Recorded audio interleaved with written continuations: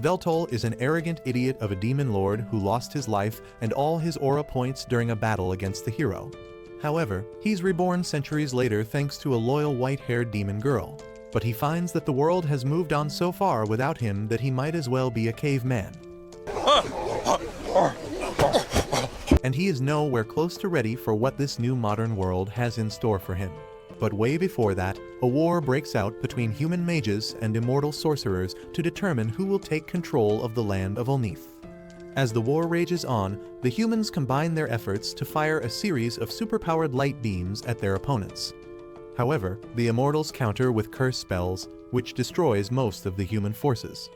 Eventually, it comes down to a boss battle between the hero, Graham, who wields the Holy Sword, and the demon lord, Veltole, who rules over the immortals.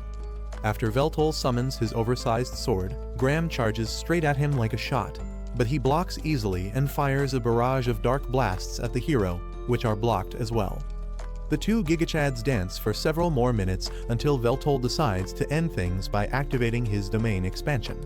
However, Graham unleashes his ultimate holy blast, which breaks Veltole's epic spell and sends him to the ground. While fatally injured on the ground, Veltole admits defeat and starts glazing Graham for being as strong and fearless as Kratos. I am the god of war!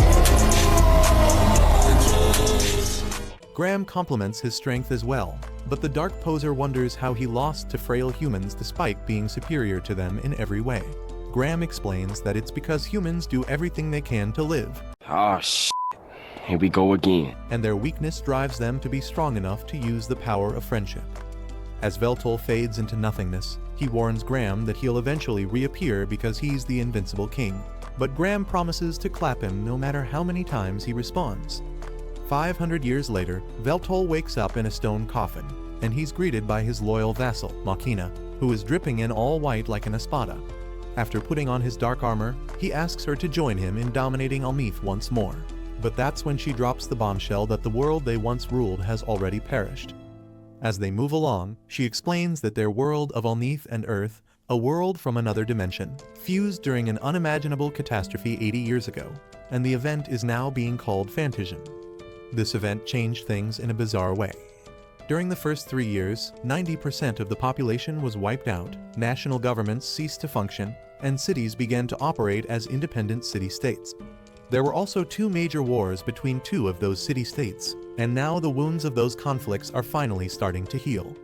Machina further discloses that they're currently in the year 2099, in a highly developed era where the technology of Earth has fused with the magitech of Olneath.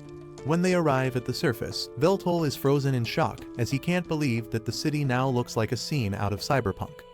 Bro is so lost in thought that he collides with a big NPC on the street, and in an attempt to help him, Machina accidentally falls on him.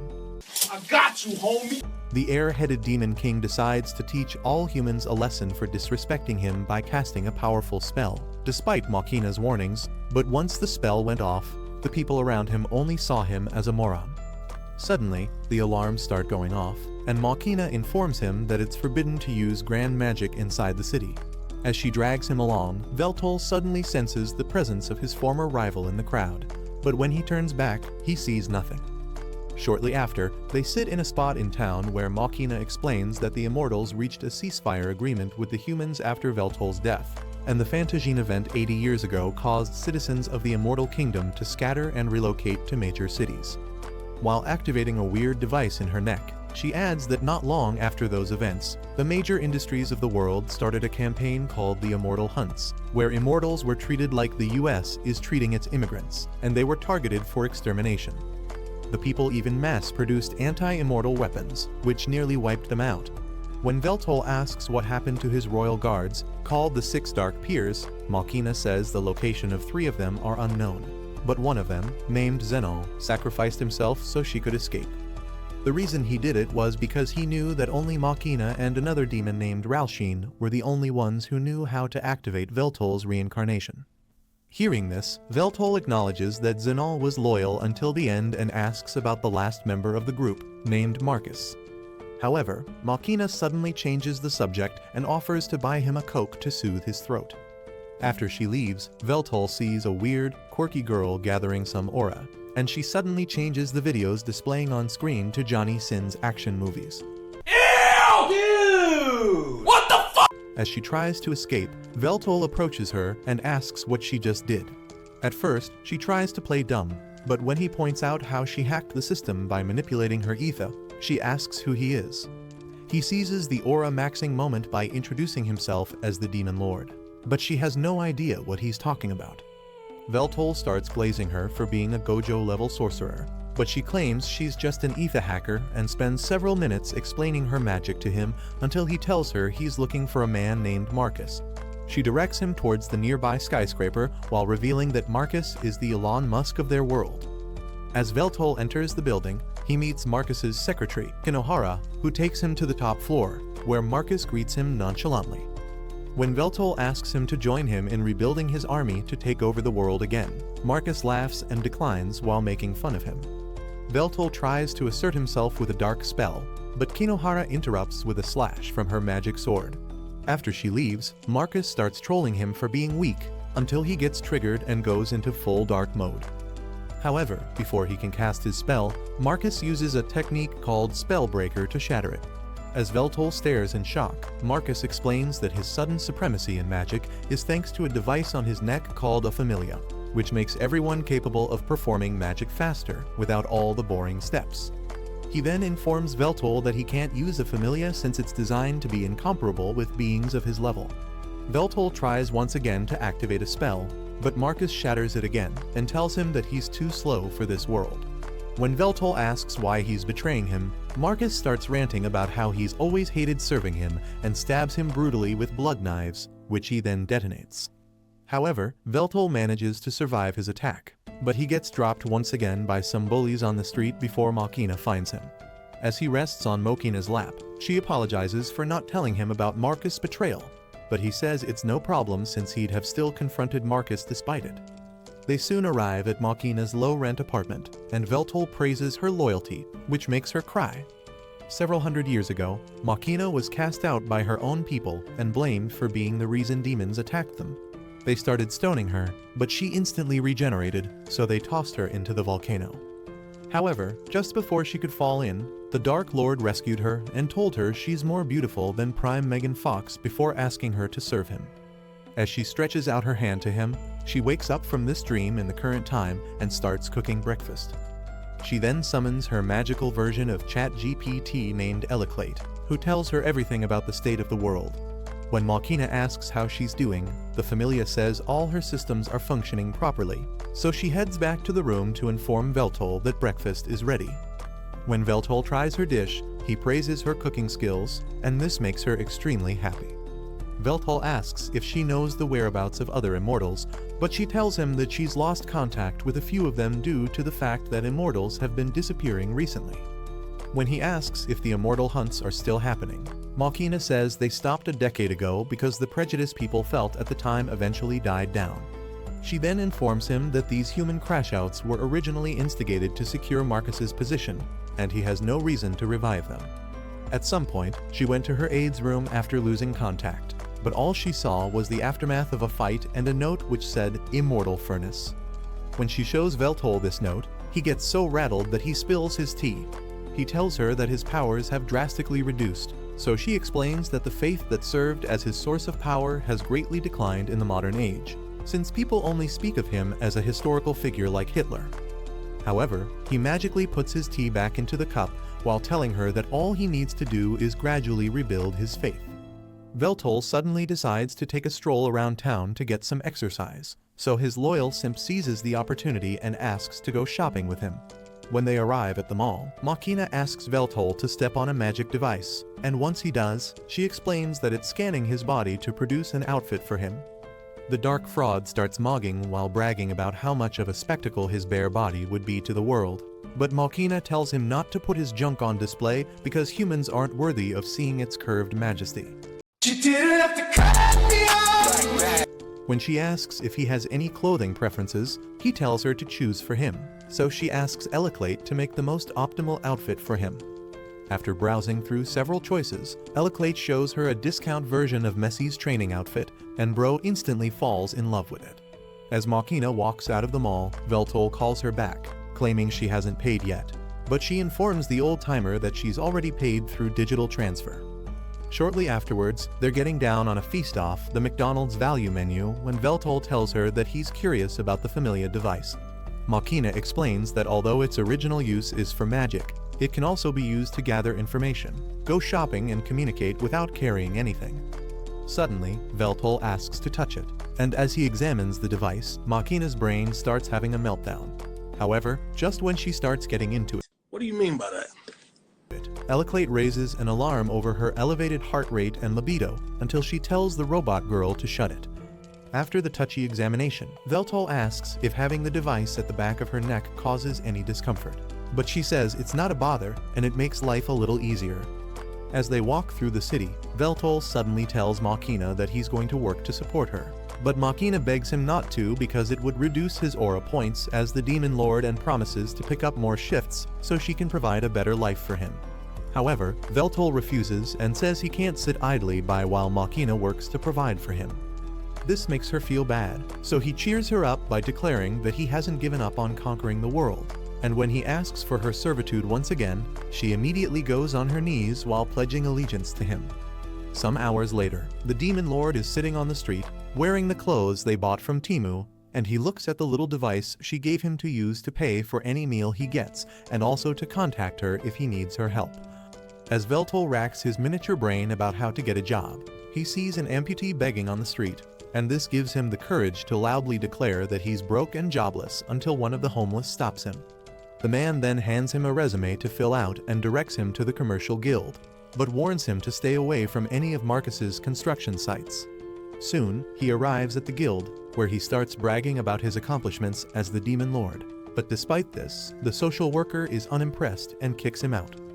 As Machina comforts him with her thigh pillows, he tells her he's starting to feel just as worthless as weebs who watch recap videos, but she tells him that he'll find something eventually since he's a powerful king. When he asks her for someone to consult, she takes him to a cafe where they meet the hacker girl from earlier, and she introduces herself as Takahashi. Veltole asks how they became friends, so Takahashi starts narrating how they met in a Demon Lord Glaze Discord group until Veltole suddenly starts playing with her Familia.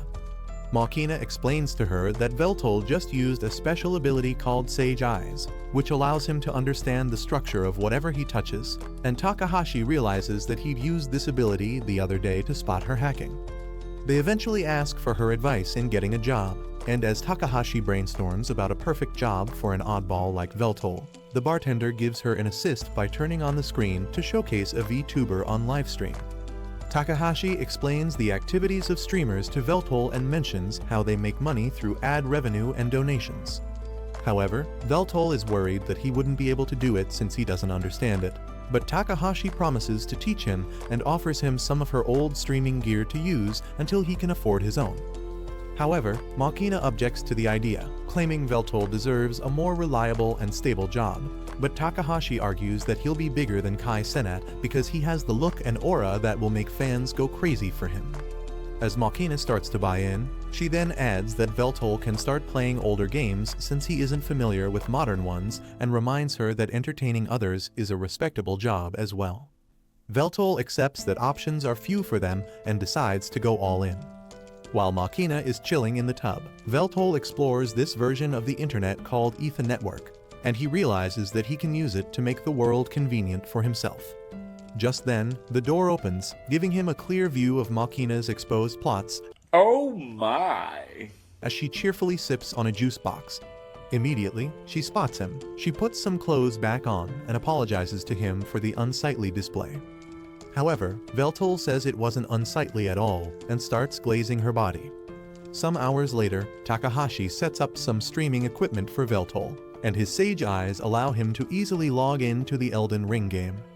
Unfortunately, he is bodied in seconds, and his numerous attempts to replay the first level also end in pathetic defeat, so he admits that he needs to get used to playing with gamepads. However, Takahashi says they can use this to their advantage because the fans are going to love seeing a good-looking aura farmer like Veltole get humbled like a noob, and she suggests coming up with a special greeting for him to complete the vibe. Veltole suggests just greeting them normally, but she shuts that down and informs him that he needs to stand out among the millions of streamers if he hopes to get noticed. When Veltole asks Machina for ideas, she tells him to use one of his old wartime declarations, so he proceeds to give an audacious demon lord speech. His number one glazer immediately starts clapping for him, but Takahashi says it isn't good enough to attract viewers and decides to teach him the basics of streaming. During their lesson, she informs him that the most important thing to do is stream every day and always talk about something interesting, even if no one is listening.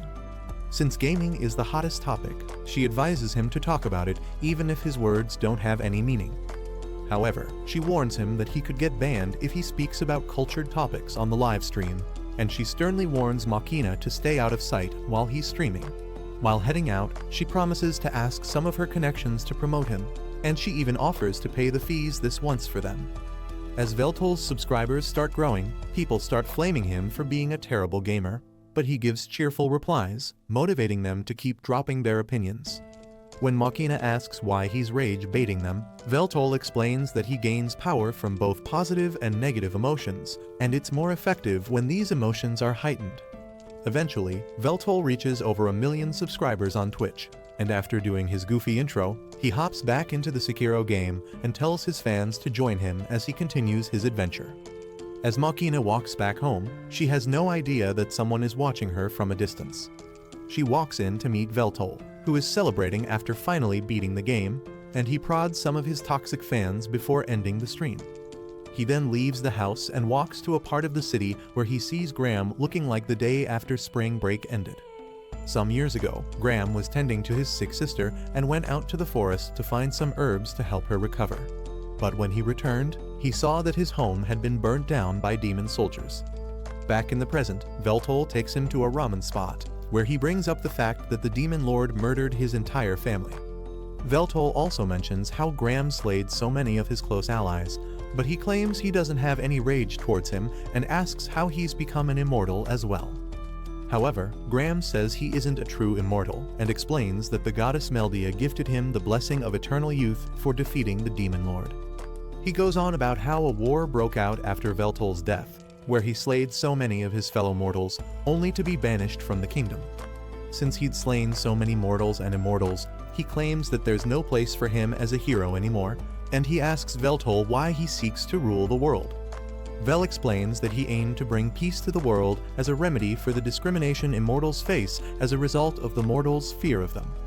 However, Graham disagrees, claiming that peace through domination doesn't work, and he thanks the Dark Lord for the meal as he walks away.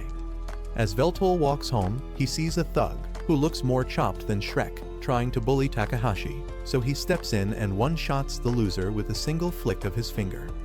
When Veltole asks who the thug was, she tells him that he used to be her bodyguard, and then asks the Dark Lord to take his place on a little job.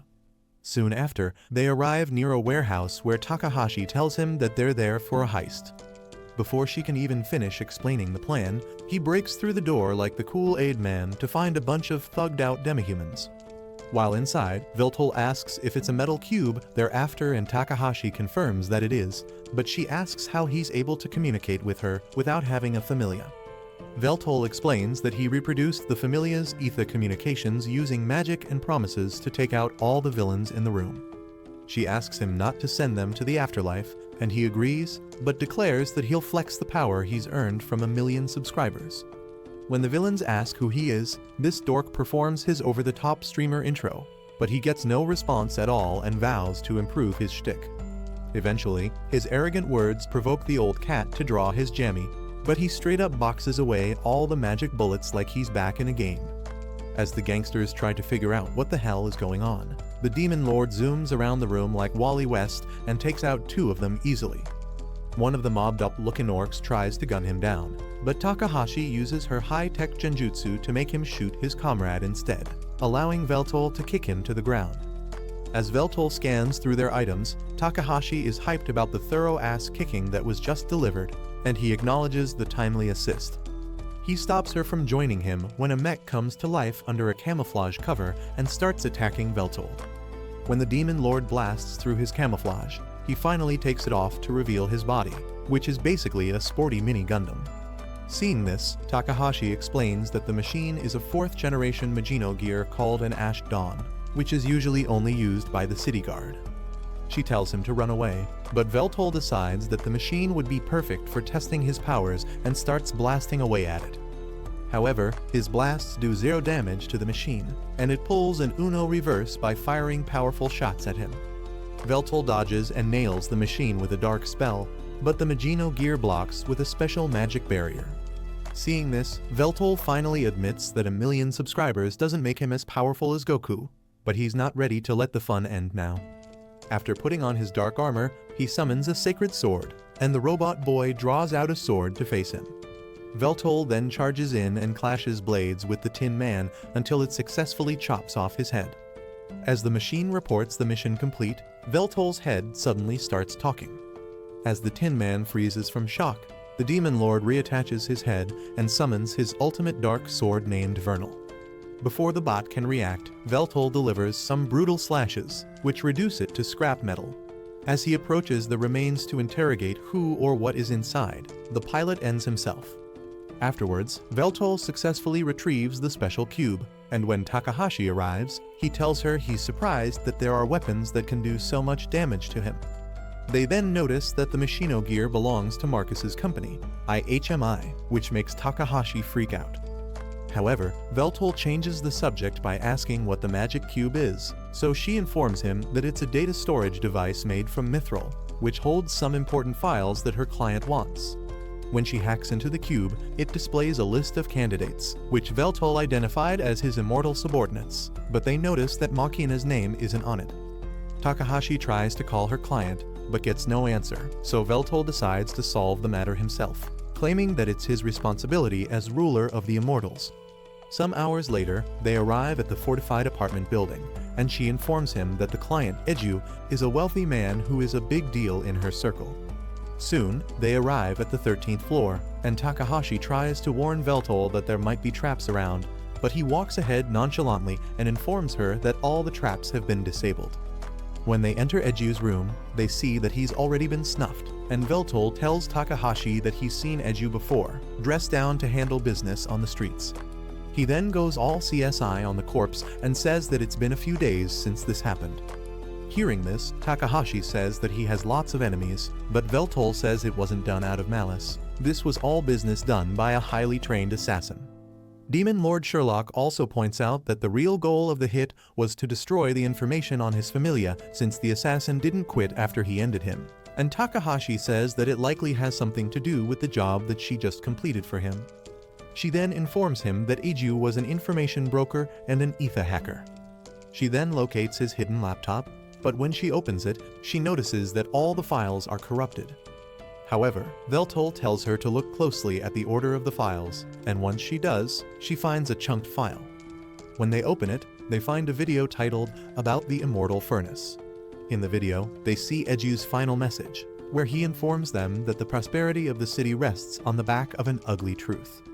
He explains that the ether reactor, which supplies power to Shinjuku, is fueled by the lives of innocent people.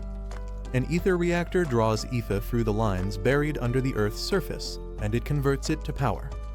However, there needs to be a minimum of 10 lines for this to be even feasible, but Shinjuku is doing it with only 2 lines. The difference is made up by using a furnace fueled by burning immortals, because the soul of a single immortal can generate vastly more ether than even that of tens of thousands of mortals.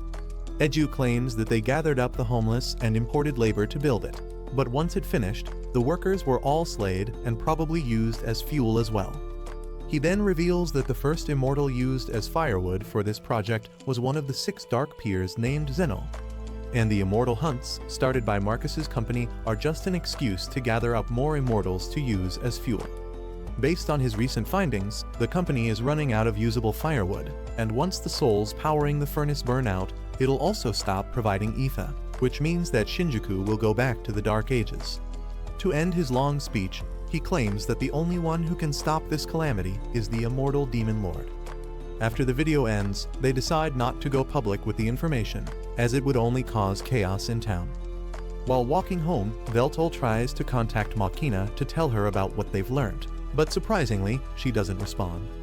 At home, Machina is scanning through the fridge, thinking of the perfect meal to make for her glorious king, when she hears the doorbell ring. When she opens the door, Marcus does a Dio impression. I kinda like that. And while greeting her, and this annoys her so much that she sends him flying with a powerful blast. Marcus shrugs off the blast and asks her why she's being so violent, but she walks out in her full demon baddie form and threatens to end him for rebelling against her king.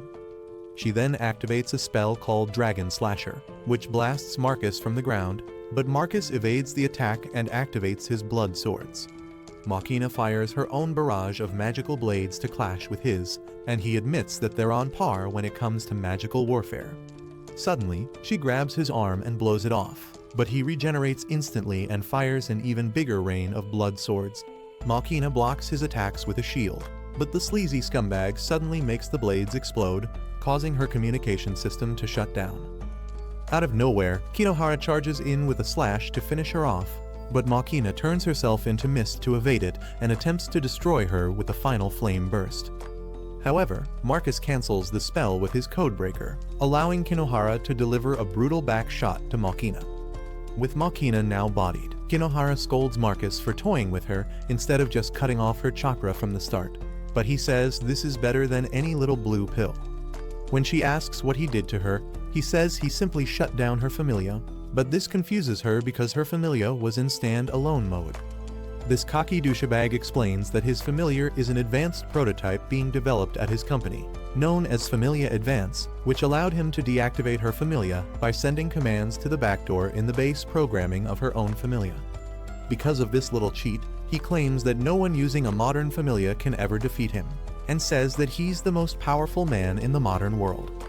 When she asks what he'll gain from this, he says he aims to become the true demon lord, and as her consciousness fades, he speaks of his plans to use her as fuel for the city. Sometime later, Veltole and Takahashi see the wreckage left behind from the fight, which makes them worry for Machina. Veltole calls out to her, but she doesn't respond, so he starts reminiscing about all the fun times they shared until Takahashi snaps him back to reality. When he asks her what happened, she says the internet is spreading word that it's an explosion that occurred in the area, and she promises him that she'll get details about where Machina went using drone footage as one hovers over them. She then goes into full hacker mode while digging into the drone data, and they see images of a clear magic battle that happened earlier. When Takahashi digs a bit deeper, they see an image of Marcus arriving at their home and another of Kinohara Bush camping like Yuta Okatsu in the corner. As they skip through the images, they see the evil duo carrying an unconscious Machina into their vehicle and realize that they're going to use her as firewood. Veltole immediately starts to go after them, but Takahashi stops him and reminds him that he can't do the task alone since several Magino gears are protecting the reactor where the villains are. She admits that she can only really provide intel, and she can't help him in battle because she's more worthless than Sakura, but Veltole decides to get help from the hero. When he meets up with Graham, he gets on his knees and begs the hero to help him, and Graham is completely stunned. After explaining everything to the hero, he admits that he lacks the power to save Machina on his own and begs for his help once again. But Graham calls out all the atrocities the Demon Lord committed during his original reign and says he's the worst. He then asks Veltole if he plans to wipe out Shinjuku and rob the people of their happiness just to save his girl. But Veltole says he plans to achieve a double victory by saving Machina as well as the city. Veltole then confidently states that he is the Demon King who will win this battle and asks Graham for his help once more, and Graham agrees to join him, but makes it clear that he's only doing it to save the girl. Soon after, Takahashi guides the duo to the lower levels where reactor materials are kept, and Veltole worries that they don't have time to conquer this entire dungeon. However, Graham walks confidently ahead, claiming that it won't take them time at all, and he uses a spell he crafted to create a map of the building. As they move deeper into the building, Veltole asks Takahashi if she's made progress with a strategy they discussed, and she says she's not sure if she can get things ready for them in time, meaning that they might have to buy time for her. The duo soon enter a lift which moves them to the lower floors, and Takahashi tries to update them, but their connection fades due to the distance. As he braces himself for the upcoming battle, Graham tells him that he's gotten stronger, and this confuses the Twitch Lord. So he explains that the old Veltole would have never bowed his head in humility while asking for help in saving his comrade. When they arrive at their destination, they see Kinohara mogging in the entrance, and Graham realizes that it's time to get the party started. Near the base of the reactor, Machina awakes in some magical handcuffs and Marcus says that he wants to celebrate this reunion with an old friend. But Machina says creeps like him don't have friends. When she asks where they are, he tells her that they're in the heart of Shinjuku, right below the ether reactor, and then explains how the immortal furnace is used to supply magical energy to Shinjuku City by burning immortals' souls. It then dawns on her that her old comrades were used as fuel, but when he starts making fun of them, she gets so triggered that her mana bursts out into flames. However, the demonic scumbag blocks her attack easily with a magic barrier and rubs salt on the wound by stating that the immortal souls he uses for the furnace will have a spiritual death, as their souls will keep burning and burning until it's snuffed out. To make things worse, he reveals that Zenol was the first person he used as firewood, and this finally drives Machina over the edge to the point where she threatens to give him a Mortal Kombat-style fatality. When she asks if he plans to use her as a fuel source as well, he immediately admits that it's the plan and says that he came to collect her himself because he knows the PR would be bad if the truth of the immortal furnace were to get out. Since she's one of the 6 dark peers, Marcus guesses that she would burn long enough for them to find an alternative source of energy, but this only enrages her more. Meanwhile, Kinohara tells the power duo that she was sent by Marcus to delay the Demon Lord, but she's surprised that he brought a friend. When she asks Graham if he's the hero, he confirms that he is and asks how she figured it out. Kinohara says she learned of his existence on Google, but she finds it interesting that he's willing to work with his former arch-nemesis. Graham offers to take her on while Veltole moves ahead, and Veltole agrees but warns him that swordsmanship is on par with Zenol. However, the hero pulls out his sword confidently and claims that it'll be an easy victory. When she asks what he means, he says there's no way he can lose since he clapped Zenol in a battle of pure swordsmanship. Veltole affirms this by bringing up his title as the strongest swordsman in all of Ulneath, but Kinohara calls them figments of the past before charging in at light speed for an attack. She attempts to rip off Zenitsu's most powerful thunder-breathing move, but Graham blocks easily, allowing Veltole to make a run for the lower levels. She attempts to chase him down, but Graham blocks her path with a heavy swing, and Veltole tells Graham not to die before jumping down into the depths. Kinohara tells Graham that his era is long past, and he admits that it's true, but says he'll still fight because someone needs a hero. She then activates a spell called Zerabase, which makes the room shine brighter than Andrew Tate's empty head on a sunny day, and launches a super fast attack, which sends Graham flying into the wall. When the smoke clears, Graham sees that she's now wearing a Magino gear, and she explains that it's a prototype of the next generation Magino gear currently in development by their company. Even though no one asked, she informs him that the models of Magino gears currently in production are the 4th generation, but they successfully made this 5th generation gear called the Zerabase, which is small and portable like the later model Iron Man suits. After yapping about her tech toys for about forever, she finally launches an attack. And as Graham blocks, he tells her he never asked for a sales pitch. While launching repeated attacks at him, she babbles even more about how his equipment is ancient and how hers is superior, but he tells her that battles aren't decided by equipment. Kinohara suddenly appears behind him and attempts an attack, but he blocks once again, only to see that she's prepping an even bigger strike. Suddenly, Kinohara charges in with an outrageously powerful lightning attack, but the hero surprisingly blocks that as well, which makes her compliment him. He admits that he isn't seeing many openings for attacks, and thanks his lucky stars that he didn't have to fight such monstrosities during his time. When she charges in again, he kicks her away like a soccer ball, but the relentless Iron Girl gets back up immediately. Graham meets her on the ground and states his discovery that her magic only activates when she draws a fully sheathed sword. Hearing this, she compliments him for figuring it out and reveals that her magic is named Lightning Draw, but claims that he still doesn't have a chance at winning. She then charges at him with more super fast strikes, but the hero blocks them all, so she tries to hack his mind, only to get an error message in response. While repeatedly launching her sword at him, she claims that she's the chosen one, but Graham steps on her sword and uses an earthbending spell to launch her into the air. She slashes through the rocks and prepares to track again, but he freezes her in place and blasts her into the wall with a flaming racing gun. He then starts rage baiting her, and when she jumps in to attack again, he eats her away and tells her she never stood a chance in the first place. Hearing this, she prepares for another lightning attack, but the hero blasts her with his ultimate holy sword attack, which breaks her armor apart and leaves a brutal slash on her shoulder. When she asks how he won, he says it's because he has 500 years of experience and expresses his happiness that he got to cut loose for the first time in a while. She claims that Veltole can never defeat Marcus since he couldn't even defeat her, but Graham tells her the Demon King has an overpowered trump card that no one other than him knows. When she asks if he's going to slay her, he says he isn't interested in doing so since his role is only to prevent her from interfering with the others. Just then, some Machino Gears start attacking them, but Graham blocks with a force field and prepares to take them on. In the reactor room, Marcus starts choking out Machina while bragging about how he'll become the new Sorcerer Supreme, and he drops her into the furnace. While falling, she remembers all the loving memories she shared with the Demon King, but suddenly, Veltole saves her using his dark aura. After gently dropping her on the ground, Veltole promises her that he'll end things soon so they can go home, but this only ticks Marcus off. As the two demonic Gigachads have their face-off, Marcus says he's aware that Veltole has increased his power through his streaming fanbase, but the Demon King ignores him and asks if he has any excuses for harming his his vassal. Marcus says he doesn't, so Veltole asks if he has any excuses for sacrificing the other 6 dark peers of the Immortals, but Marcus still refuses to show remorse for any of it.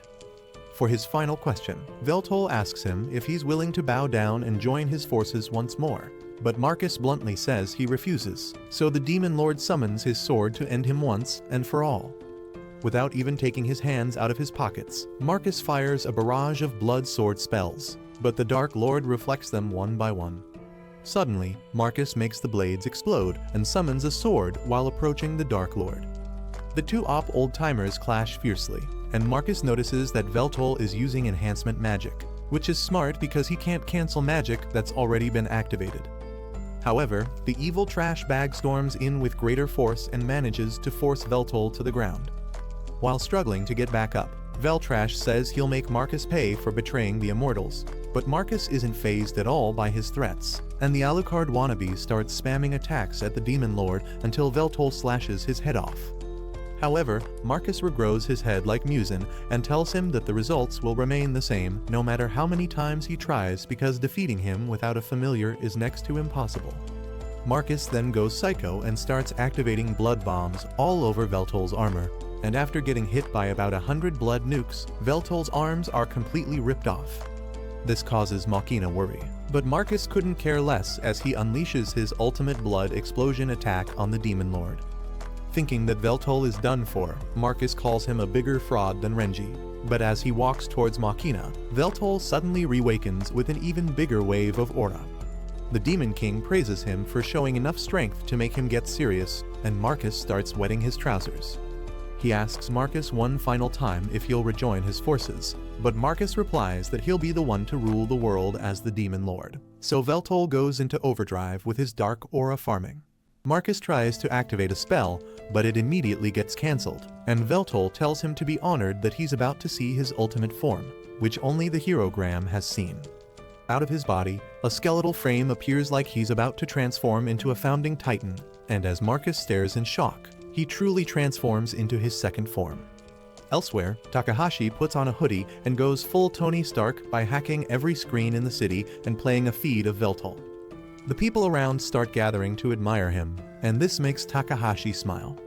Earlier on, Veltole commanded her to raise his faith, and she was worried about the task until he told her to use any means necessary. She suddenly became super excited to do the job. Back in the present, the news of Veltole's streaming takeover hits headlines across the city, and he becomes the #1 trend on social media. In the reactor room, Veltole transforms into a dark monstrosity, which looks like the final boss of Elden Ring on steroids, and he explains to a petrified Marcus that the reason he built his castle underground is so he could battle the hero in this form. He then claims that Marcus made his greatest mistake by not ending him on the day he first awakened, but Marcus claims it's a farce and tries to activate his blood sword again. However, his spells are cancelled immediately, and he starts losing his mind until the Dark Lord informs him that he's using the same trick Marcus used earlier on to cancel his attacks. Marcus claims that it's impossible, but Veltole explains that the large amounts of ether in the room allowed him to replicate the functions of the Familia, and he's now able to cast magic by simply willing it. He then gives Marcus credit for helping in this advancement of magic since it helped him reach a new level, but Marcus tries once again to launch a blood sword, only to be hit with an error message. After failing repeatedly at firing his signature attack, Marcus starts ranting about how he deserves to be the new demon lord until Veltole makes his tongue explode. Before he can react, Veltole slices him into pork chops, roasts him with flames, freezes him and shatters the ice. When he recovers, Veltole makes him hallucinate some terrifying faceless monsters surrounding him, and he soon starts begging the demon lord to allow him to rejoin his army. However, Veltole stabs him and tells him that he will now be used to fuel the furnace the same way he made his comrades do. Out of desperation, Marcus fires his blood explosion on Veltole's face, but Veltole tanks it easily and drops him down to fuel his own furnace. Afterwards, Veltole returns to his human form, and Machina immediately starts glazing her glorious king. While walking towards her, he tells her the reason he won is that he saw the glimmers of light inside her and the other immortals. He then hugs her and tells her he loves her, and with tears in her eyes, she says she loves him as well. Good job! Some days later, Veltole is fighting for his life against a boss monster in Final Fantasy, and after much hype from his adoring fans, he finally manages to defeat the beast. He then gives his over-the-top closing speech and ends the stream. Machina then enters the room and starts singing his praises for finally clearing that extremely difficult game, but she also tells him to take breaks at least every 24 hours since she can't go over 3 days again without admiring his pretty face. He agrees and informs her that his channel just surpassed 3 million subscribers. Hearing this, she congratulates him and asks how he'd like to celebrate, but he says he doesn't really want to celebrate. He then informs her that he's unlocked the second form of his dark sword, Vernal, which makes her congratulate him once again. However, he claims that he can't use the sword's second form for much at the moment because it's a form for executing immortals, and he admits that he has mixed feelings about it because it looks very similar to the hero Graham's sword. He then suggests they start looking for the 3 remaining 6 peers, Ralsheen, Sigwald, and May, and asks Machina if Marcus mentioned any of the others when they met. Machina says the fool only mentioned that he burned Duke Zenol in the immortal furnace, and since he didn't brag about bodying any of the other 6 peers, they assume that he didn't use any of the others to feed the device. Veltole then declares this to be their next mission, and Machina says she is totally down, so he suggests going to the Dark Peers regions. Machina agrees and reminds him that it's for situations like this that they poured their mana into that book in the first place. However, Veltole brings up the fact that it was lost after their defeat in the war and claims that it's finally time for them to find it again. Just then, Takahashi pops by, and Veltole is shocked to see her in a school uniform. Veltole notes that she is quite the established miscreant for her young age, but she waves it off and jumps on Machina's lap, while praising Veltole for an entertaining stream.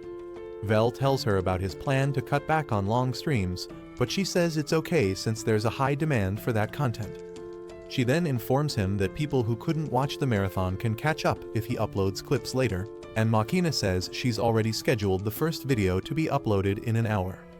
When Takahashi asks which game they're plotting next, Machina politely tells her that it doesn't concern her, but the tech sis starts crying like a toddler, so Veltole spills the tea that they're going to find an ancient magic gadget. Hearing this, she gets excited and immediately offers to help them gather information. After getting the go-ahead from Veltole, she searches through Google and finally finds the likely location of the book they're looking for. They see that it is located in Akihabara, which is one of Shinjuku's satellite cities and the location of the oldest magic school named Luzel.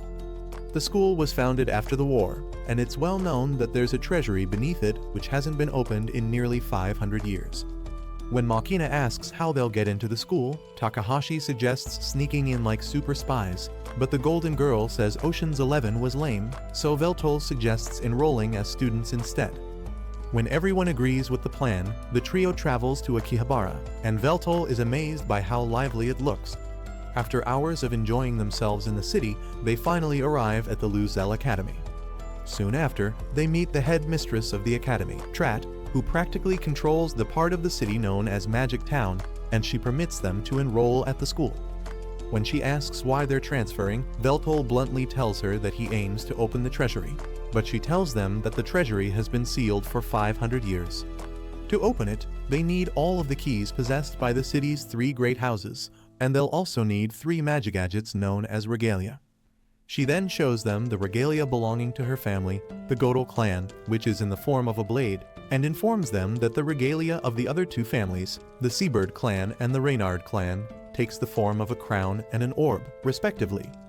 When Veltole asks what would happen if they acquire the other regalia, Trat says she would be happy to open the treasury, since bringing the 3 regalia together has been her clan's long-standing wish. She then admits that she's curious about what lies in the treasury as well, but drops a bombshell, informing them that the Reynard clan's orb is missing. Afterwards, the head teacher, Mag, takes them to class, and Veltole introduces himself to his classmates in his typical energetic fashion. The girls introduce themselves as well, so the teacher calls them to place their hands on a crystal to measure their mana level. When Veltole warns the teacher that he'll shatter the crystal, she doubts him, but he aura maxes in front of class by shattering it without even laying a finger on it. During class, Mag notices that Veltole is mogging her in his seat instead of taking notes, but when she calls him out for it, he claims that he has everything memorized already. To embarrass him, she asks a very obscure magical history question. But before she can even finish her sentence, he gives not only the answer, but even more detail than anybody asked for. This turns the heads of everyone in class, except for Makina, who giggles to herself at her ignorant classmates. During lunch period, a girl named Hazuki is eating her cafeteria katsu when a pretty boy comes by and reminds her that she's the head of the disgraced Reynard clan.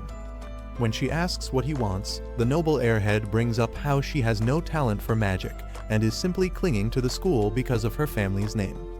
He then crosses the line by insulting her parents and calling her a half-elf, half-wit, so she gets up and warns him not to talk smack about her parents. Suddenly, Veltole interrupts their less than friendly conversation by scolding them for making so much noise that he can't enjoy his udon.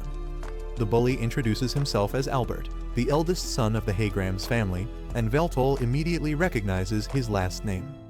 When Veltole continues to scold him for his elitist yapping, Albert calls him a pathetic live streamer in response, but the goofy demon lord is happy that Bro is watching his live streams, so he thanks him for contributing to his ad revenue. Albert bursts his bubble by telling him that he only heard it from someone in class and warned him not to talk smack to the head of the Haygrams family. However, Count Trashula gets excited when he hears Albert's last name, since it's proof that one of his old friends, Ganfol, survived and had descendants. He then narrates how Ganfol once ran like a coward in the middle of a war, and Albert gets offended by this, but before he can argue, Veltole doubles down on the embarrassment by claiming that the girl he's trying to bully is much more talented than him. This gets Albert so infuriated that he challenges Veltole to a duel. Later on, Hizuki sits in the arena thinking about how quickly things have blown out of proportion when Takahashi and Makina arrive and ask why everyone's avoiding her. She tells them that the students don't like the fact that she's attending the school when she's a failure. When they ask what she means, she informs them that she can't use magic, even though her grades are good. Hearing this, Takahashi asks why she's attending a magic school, but she simply tells them that she has her reasons. Makina says she's surprised that the school permits duels, so she explains that duels are encouraged because one of the school's major goals is to train the students in magic combat so they can rival even Gojo Satoru. She also points out that duels are encouraged as long as they have a teacher, but then she feels bad for Mag because she's just way too nice to people. As they prepare to start the duel, Veltole calls out Hazuki and tells her to watch his victory closely, so Albert gets offended and starts bragging about being the only student to score an A+ in all the magic subjects. He then claims that no one in the school can match him in magical combat, but Veltole claims that Hazuki should be ranking way higher than him in magic reserves. However, Hazuki tells the girls that she received an F in the subject, and this makes them figure that the school's assessment was whack. On the battle arena, Albert asks Veltole to prove his statement, but Veltole decides to add a handicap for himself to make the fight a bit more fair, and he claims that he'll win the duel without moving from his spot. Albert starts complaining again, so Veltole suggests swearing an oath, which would have him do whatever Albert asks if he moves even a step from his current position. Veltole then states that if he wins, Albert has to stop bullying Hazuki, and Albert agrees to these terms. As they both swear to uphold their ends of the bargain, Hazuki tells the girls to beg Veltole to withdraw, but Machina assures her that the royal dweeb stands no chance of defeating her Dark King. When the duel officially begins, Albert attempts to activate a spell, but Veltole interrupts his chant and tells him to use his full power. Hearing this, Albert creates a much larger magic circle and fires an attack called Ether Arrow, but the Dark Lord catches it effortlessly and tells him he needs about 200 more years of training to entertain him. As Albert stares in shock, Veltole praises his fledgling skills before firing a concentrated blast of dark magic, which takes Albert down for the count. Seeing this, Hazuki starts to wonder who Vel really is. Much later, Veltole meets up with Hazuki and rizzes her up by telling her he dedicated the victory to her, and she thanks him, but then tells him to stay away from her so he won't be infected by her bad luck. After school, the power trio are walking home and discussing their plans of opening the treasury. When Takahashi asks why Veltole doesn't just blow it open with his dark magic, he explains that it may be designed to blow up the contents if someone tries to get in by force. Since they've already reached an agreement with the principal about the sword, they set their sights on finding the remaining 2 regalia, and Takahashi informs them that the crown is being held by the representative of Electric Town, the head of the Seabird clan, Corny.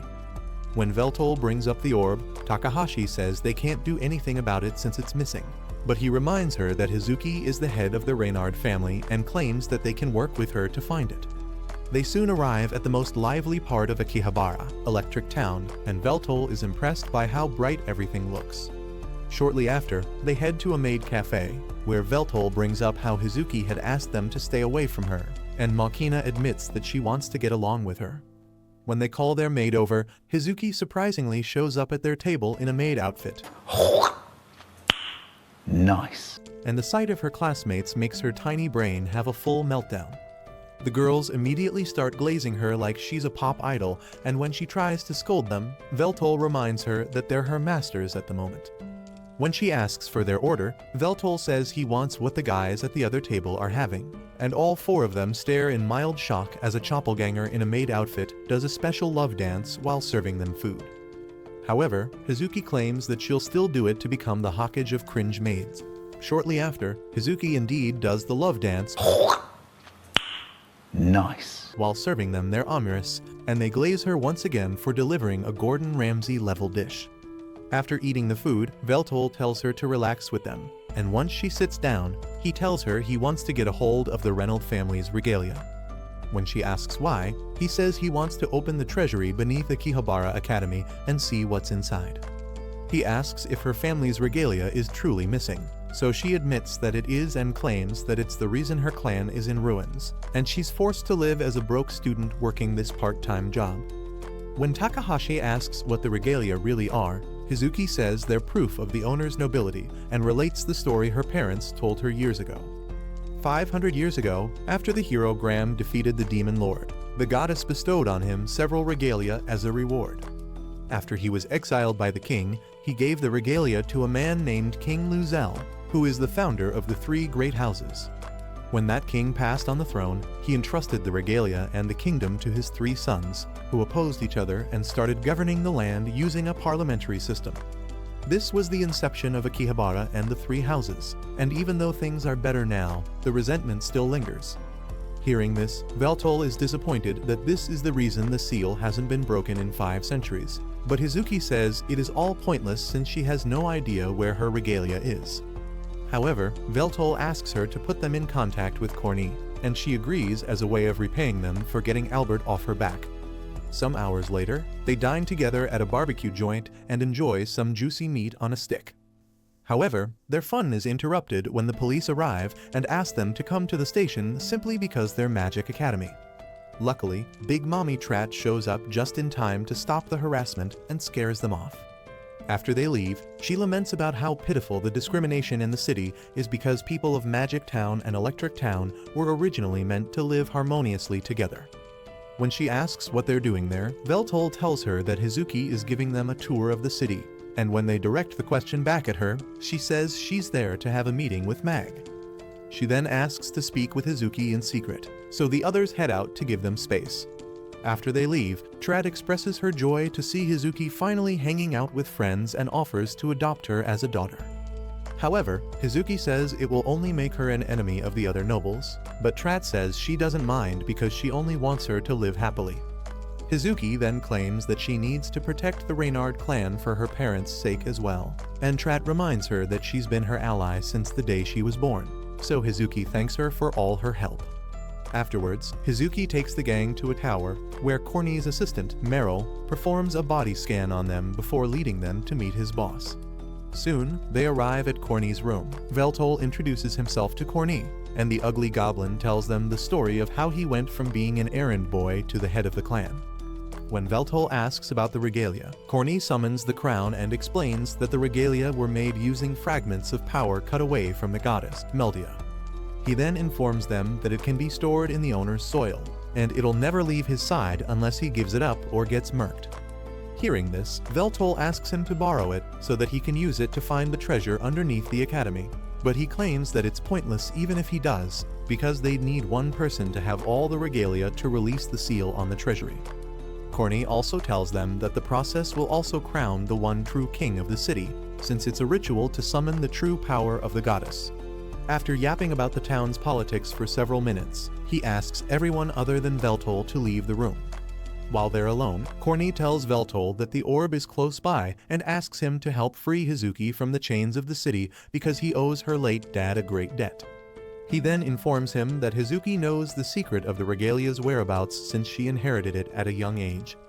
Elsewhere, Takahashi and Malkina are feasting on even more street snacks, and Malkina tells her about how of the 6 peers, she was the second youngest ahead of Mei. When Takahashi asks if they were close, Malkina admits that she thought of Mei as a little sister. A while later, Veltole meets up with the girls and informs them that Corny is now on their side. After experiencing a montage of her own scrambled memories, Hazuki joins the others in the living room, where Takahashi leads a toast to celebrate their friendship. When Takahashi brings up Hazuki's made work, the edgy blonde says it's a secret and tells her not to tell anyone else. Takahashi then suggests playing a fighting game, and Hazuki tries to decline, but Veltole baits her into accepting a match against him. However, she beats Velfrod easily at Tekken, but suddenly gets a weird flashback. After gaming for hours, Hazuki enters the bathroom and sees the Dark Lord flexing his Dwayne Johnson build in the pool. And he even steps out to give her a clear view of his Dark Prince. As she tries to sneak away, he suddenly approaches her and starts doing JoJo poses while glazing himself. And this baits her into jumping into the bath. While in the large tub, Hazuki asks if the reason he paid her any attention was that she's the head of the Reynard clan, but Veltole says he was just following his heart, and adds that they're now friends after sharing a meal. When she asks if he had fun, he admits that he did, and when he asks her in return, she swims to his side and tells him she was very happy. Since she now trusts him, she decides to lore dump the whole 9 on him. Several years ago, Hazuki woke up cheerfully on her birthday, and she spent the day doing fun activities with her parents.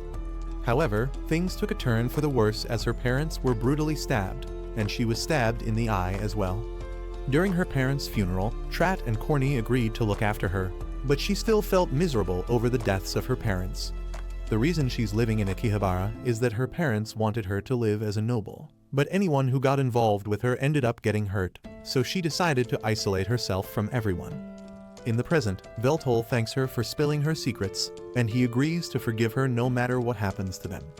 After bath time, they're strolling through the hallway when a mysterious hooded assassin arrives and introduces themselves as Faceless, a hero with the guild.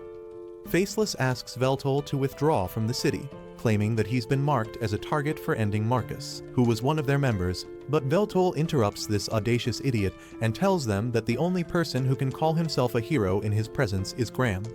Since negotiations failed, the assassin decides to leave to inform their group, but warns him that the city will soon change. Meanwhile, Trat meets up with Corny and suddenly decapitates him to claim the crown for herself. The next day, the news of Corny's death is reported, with Trat being named as the prime suspect, and the students are called to gather in the hall. At the same time, Hazuki meets up with Trat and immediately notices that she's someone else in disguise. In the hall, a mysterious mage casts a spell which stabs some students and takes control of their body and warns the others not to resist. Elsewhere, the Trat imposter reveals herself to be Mag and tells her that she must cooperate with her in unlocking the goddess's power, else her friends will be slain. After manifesting the other regalia on Hazuki's body, Mag informs her that the goddess is already using her body as a vessel. In the hall, Veltole uses telepathy to communicate with Albert, asking him for his help in taking out the invaders. After he agrees, they turn off the lights in the room, and Veltole leads the charge as the gang takes out the villains. Meanwhile, Mag drops a bombshell, telling Hazuki that her mom had the orb implanted in her right eye. As she struggles to escape the witch's spell, Veltole suddenly arrives and asks Meg to free her. Mag admits defeat, but while disappearing, she tells him that he can't stop the flames of war from burning the city. Veltole tries to check on Hazuki, but she suddenly transforms into a powerful divine form and introduces herself as the goddess Meldia. Somewhere else in the city, Graham is seated on a roof watching the chaos unfold in town when he suddenly sees a divine light glowing in the distance. Meanwhile, Meldia and Veltole declare their mutual hatred for one another until the goddess unveils her sword's true form and starts attacking him. The Demon Lord manages to tank her super fast hits, but she zooms in once again for an even more powerful slash, which he barely dodges. When Veltole tries to blast her with a hollow purple, she uses a rock to alter his aim and slices off his arm. Veltole notices that he can't regenerate his arm since it was sliced off by her divine sword, but he calls her a cheater for using her powers of manipulating luck to make things go her way on the battlefield. When he brings up how she made Graham miserable by making him forever young, she starts twitching while claiming that she only wanted him to be happy. She then starts apologizing repeatedly until Hazuki briefly regains control of her body and begs Veltole to come save her. The Dark Hero promises to save her, but Meldia immediately takes back control. In the hallway, Machina battles against a mage named Angie, who blocks her best flame attacks using dark wings before firing a barrage of light spells at her. As Machina struggles to block her spells, Ange activates her magic spear and stabs her in the chest. However, Machina pulls a Marcus by making the blood on Ange's face explode. Suddenly, Ange regrows her head, and this makes Machina smile as she realizes that it's actually May. When May says she has no idea who she is, Machina realizes that her memories have been wiped. Just then, May summons a giant dark Rasengan, but before she can throw it, Mag appears and puts her to sleep. As Mag holds on to her, Machina tells her to put May down, but she refuses and vanishes with her. Outside, the goddess spams divine slashes at Veltole, but he dodges them all and starts rage baiting her until she attempts a close-range slash. However, Veltole dishes, and when he tries to land his own blasts, she counters easily, leading to another epic clash between the two overpowered egos. Veltole eventually figures out that her ability to nullify magical attacks needs to be activated, unlike her physical attack nullifying ability, which is automatic. When he asks what she really wants, Meldia says she wants to know how Graham truly feels and apologize to him. Hearing this, Veltole points out that she's been suffering with the guilt of making him eternally young all this while and tells her plainly that what she feels for him is love. He then claims that he already knows how Graham feels towards her, and when she asks him to tell her, he says he'll do it only after she's returned the body of Hazuki. When the goddess starts tweaking again, Veltole seizes the opportunity and calls out Hazuki, who begs him once again to save her. However, Meldia takes over once more, this time burning with rage, as she charges in to finish off the Demon Lord.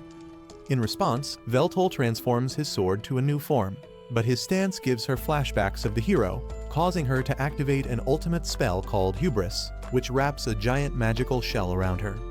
When the shell breaks, she appears in an even more powerful form, wearing a Temu version of Nicki Minaj's Met Gala outfit, and she blasts the Demon Lord with a powerful spell, which sends him flying through several buildings until Graham saves him with a shield. After explaining the situation to Graham, Vel asks him to cover him, and the hero agrees. As the goddess launches a barrage of her overpowered spells, the duo deflect the attacks, and Graham launches Veltole towards her. While in the air, the goddess catches a glimpse of the man she loves, and this creates an opening for Veltole to stab her with his sacred blade. When Meldia wakes up, Veltole tells her she'll die because his sword renders the soul and also claims that the hero would never hate her. She asks if Graham was unhappy, but Veltole says he wasn't and puts her to rest. After the goddess vanishes, Hazuki regains control of her body and immediately starts crying. Afterwards, Veltole takes Hazuki to the center of the city, where she summons the three regalia while declaring herself the new king of the city.